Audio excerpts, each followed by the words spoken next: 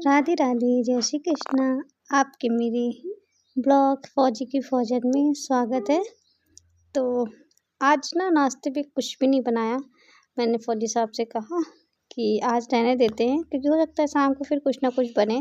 तो बस जो मैं अपने मायके से पापड़ लेके आई थी, बस वही भूंज लिए और चाय। और आज ज़्यादा काम नहीं है दोपहर में, क्योंकि खाना रखा हुआ है। कल पार्टी में गए थे तो वहाँ का खाना रखा हुआ है। तो आज करूँगी मैं स्टिचिंग, क्योंकि हो सकता है कि मैं अपने अभी मायके जाऊँ शादी में, तो छुट्टी मिल गई। तो मुझे तो फौजी साहब ना कुछ भी नहीं बताते हैं। पता नहीं कैसे हस्बैंड होते हैं ना, जो एक एक बातें अपनी बीवी को बताते हैं।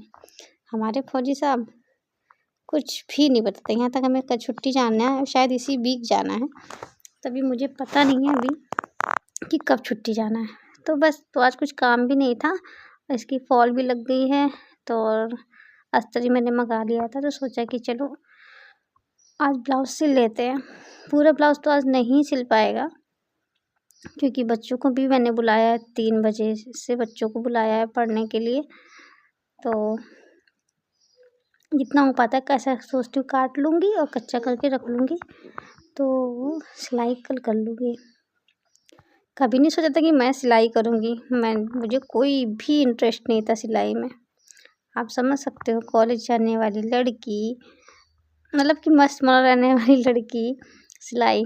बट अब ना ऐसा नहीं, मुझे फौजी साहब मना करते हैं कि तुम बाहर से नहीं सिलाओ, बट पता नहीं क्यों अब मेरा खुद में ही मन नहीं होता। अब इसको मैच्योरिटी कह लो या कंजूसी कह लो, पता नहीं क्या। वैसे कंजूसी नहीं, क्योंकि पैसा मेरे ही हाथ में है।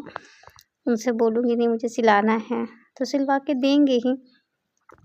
बट पता नहीं क्यों मुझे ऐसा लगता है, जो चीज़ मुझे आती है, जो चीज़ मैं कर सकती हूँ, और तो फिर मैं बाहर क्यों सिलवाऊँ।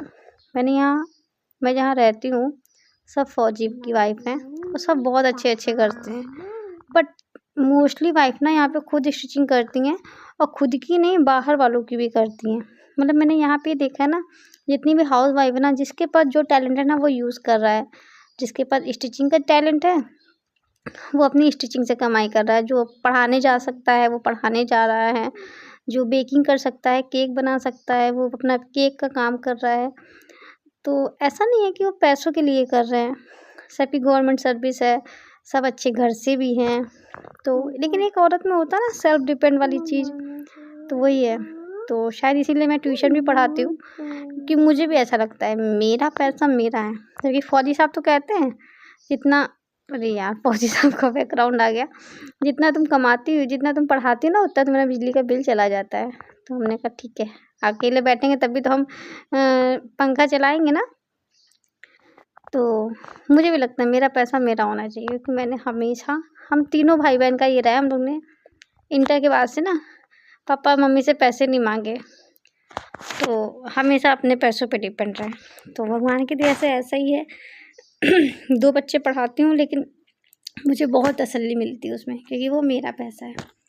तो वही बस लग गई थी अपने ब्लाउज़ की काटने में, और खाना तो कुछ नहीं बनाना था, बच गया तो 2 और 3 बजे से बच्चे आने वाले थे। बस तब मैंने तुरंत अपना पैकअप कर लिया और लग गई रोटी सेकने के लिए, क्योंकि फौजी साहब भी बोले तब भूख लगी है। वो नहा के आते हैं ना, तो उन्हें तुरंत खाना चाहिए। ऐसे मेरे ससुर की भी आदत है, यही मेरे देवर की भी आदत है। दोपहर में नहाएंगे और खाना नाश्ता तो ऐसे ही कर लेते हैं, लेकिन खाना उन्हें नहाने के बाद ही चाहिए, और नहाने के तुरंत बाद उन्हें खाना चाहिए। मेरे ससुर की और मेरे दोनों देवर की भी यही आदत है। तो बस फौजी साहब भी नहाने चले गए थे, बस मैं आ गई तुरंत किचन में। बर्तन भी पड़े थे तुरंत, तो जल्दी से आटा मारा। जब सब वो नहा के आए, मुझे लगा आ जाए तभी रोटी सेकूँ, तब तक बर्तन भी धुल दिए। बट अब मैं सिलाई पे तो नहीं बैठ पाऊँगी, क्योंकि 3 बजे ही बच्चे आ जाएंगे, 3 से 5 बच्चे पढ़ेंगे, फिर दूध लेने जाना होता है। अब समय नहीं पता चलेगा। तो फिर जितनी भी सब्जियाँ थी, 3 तरह की सब्जियाँ रखी थी, तो फिर सबको गरम करी।